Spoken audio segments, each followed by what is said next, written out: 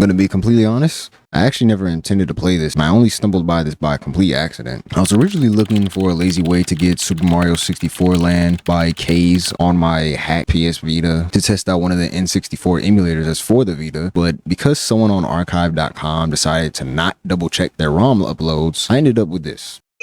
I was caught off guard at first, but then I said, what the hell, I'll try it out. It did boot up after all. The premise of Sunshine's secret Book.z64 is the book Mario jumps into leads to a world that resides within the book, which is in danger from a certain you-know-who. Same old, the hub area looks like a smaller version of the vanilla game, but with a plaza instead of an actual castle to enter inside of. The first act is Bob-omb Fortress, a way more expansive area compared to Bob-omb Battlefield. Don't know how I feel about the Paper Mario music for this level. It's not bad, mind you, just not the one I choose, but still good to hear. I couldn't help but get giddy hearing it, to be honest. A neat detail they added was to have an actual cannon shoot balls down a mountain instead of them spawning from the mountain itself. They also managed to make use of the plank that has that one-time use in, well, frankly, the whole entire vanilla game of Mario 64, which is usually found at Thwomp's Fortress, which I find no other ROM hacks really utilizing, like, ever actually.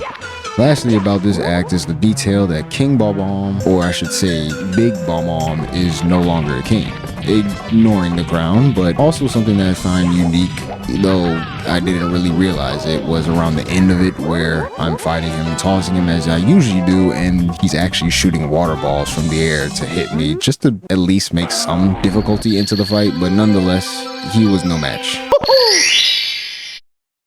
Act 2 is Gusty Glacier, another fleshed out area but snowy. The aesthetic of a kingdom surrounded by ice was pretty cool. Really, nigga? Did you get that? I made a funny. I was kidding, holy shit! I am going to commit suicide! Oh my god! Oh jeez, oh my god! Other than that poor executed joke, everything in this act fits. Textures, thwomps with ice shard, teeth, the spinning flowers that I forgot to mention from the first area, campfires, not to mention the caves that have two different sides to enter from that you'll have to figure out your own way of opening up the entrance for them. So upon collecting 4 stars, you get a text box letting you know you can get to a new area through the river that's within the hub. This area serves as a method of unlocking all 3 caps. The Sandbird music really fits. I don't know why, but for some reason it just felt good. Might have been the fact that we are high up in the air. It is too bad that the music gets overshadowed with the fact that it revolves around getting the cap, so, you know, with each cap they have their own music track. But overall, it was a basic level to go over. Mamma mia! Act 3, the underground town, gave me the Crystal Caves from Donkey Kong 64 vibes, but it felt weird seeing full houses underground, but what can we expect from video games? Realism? Ew, that's gross. It was a small venture between entering a house for a star, dodging balls left and right, going through a path of bats, and also hanging on sharp, pointy thingies, Sonic Adventure style, traversing a stinky fart house, a good platforming section that did give me a good heart pounding every now and then, and last but not least, good old animal abuse.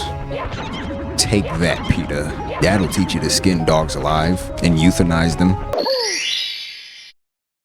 Act 4 is a volcano area that has a great mountain feeling of not knowing what has what, mainly because of the view being obscured by the same mountains and hills that kind of like give it that mountainous vibe of you don't know what's over the mountain, you don't know what's at the top, you don't know what you'll see at the bottom.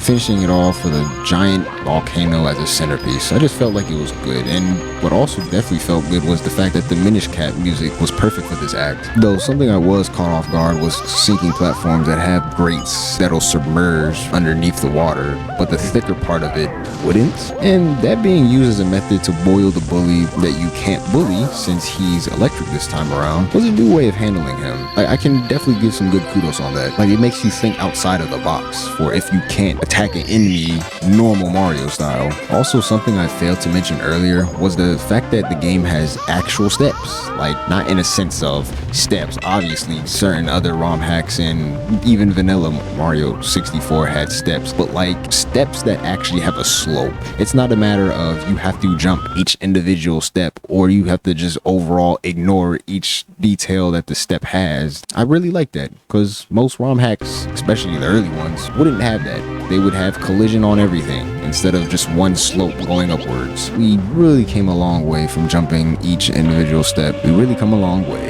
That's the most I can say for that. We also find a new way of racing Koopa the Quick with a wind glider. Wasn't really expecting to see that. Like, that came out of the blue, and considering it is a hot area, it does kind of make sense, given you can use heat as a method of elevation as long as you have a strong enough glider or cloth of some sorts. But what really surprised me was the fact that as new and unique as I'm seeing this, it's like he never got soft locked. Hell, he even managed to beat me on the first go, which, you know, now that I think about it, like, he should be named more Koopa the Cheat since you usually expect him to race on foot. But yeah, it was a new take of how they went about it, and I liked it. I wouldn't mind seeing it again in some other form. And overall, I think the balance of the castle and the man-made structures works well here, along with the volcano side of the level.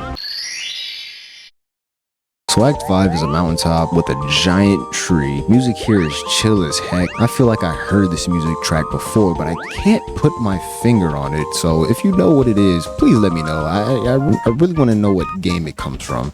We end up helping out a naked Koopa find his shell in preparation for racing Koopa the Quick, which I think someone should tell this dude, Koopa the cheating bitch has a glider this time, but the reskinned Mama Penguin as a Koopa enemy wasn't fooling anyone as well. Though I did wonder what the shell could have been until I realized MIPS exist in the Mario universe, so I guess it does kind of make sense. And I do like the change up that it has compared to finding an annoying penguin that likes to run away from you.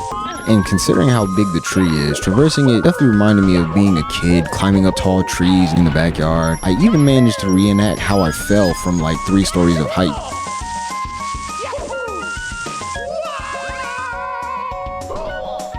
Don't worry, I was, and still to this day, not fine. Not fine at all. But nothing was worse than dying multiple times from the sliding section. But luckily enough, there's a hot air balloon you can cheese your way and say screw this and yeet Mario onto the plateau where the slide leads towards, and just use the same path you use to get up to the hot air balloon to get the star that resides within it. I know this doesn't matter much since it's a one and done level, but there's this swamp ass area that does indeed have quicksand, but with lily pads to guide your path towards the red coins. But at least this level is way more forgiving than the actual Mario Sunshine lily pad level that we all know and hate.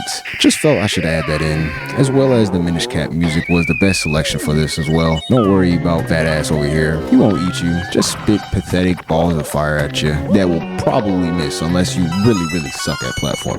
So with 30 stars collected, we enter a pipe leading to Bowser's air fleet, and I gotta say, this along with the music felt awesome to play through. Maybe a little too risky when it came to aiming the cannons at a skinny stripper pole, but I managed to get each shot my first try. I'd advise if you're going for a 40-star run to really scout out each ship, because once you use all the cannons to get all the way to the top, there's no way to back down. Trust me on that, unless you somehow really want to do some risky stuff and maybe even know a method that I was too scared for. But with all that heart attack, red coin collecting things out the way, it is time to fight the big bad himself. So I'm gonna be honest, I didn't pay too much attention to the backstory for this hack at all. So all I got out of what Bowser had to say was he was trying to escape, he realized the ship stopped, blamed it on Mario, which, you know, rightfully so, but he just wanted to escape and didn't have the princess, which was fair enough, you know. So then we proceed to yeet him into spike bombs as usual, but the difference this time is the fact that they move side to side. So if, like me, you suck at the timing for it, you might actually get a run for your money with this fight. So after many failed throws, we throw Gay Bowser the one last time as he commits die in Minecraft. You get the grand sprite star with an anticlimactic end to the story we were in. And also to save you the trouble, you don't need 40 stars for anything new. Or at least it didn't seem that way. I don't really know. I didn't really look into it. I did enjoy this ROM hack though. And when you think about the fact that it's something I came across from a lazy accident from someone who was also too lazy to check if their files were correctly named, I gotta say, thank you, lazy person from archive.com. Because of you, I played this awesome mini hack that I can tell others to play. So yeah, that's it. Moral of the story, just like my birth, accidents can become miracles. And something about laziness of not pulling out, I guess, maybe included. But yeah, until next time, as I always say, good morning, good afternoon, good evening, and good night, wherever you may reside. Hopefully you are doing good, your friends, families, and close ones in your life alike. Thank you for watching the video. Like, comment, share, subscribe, all that good stuff. I hope to see you in the next video. And be easy, my friends. Peace out.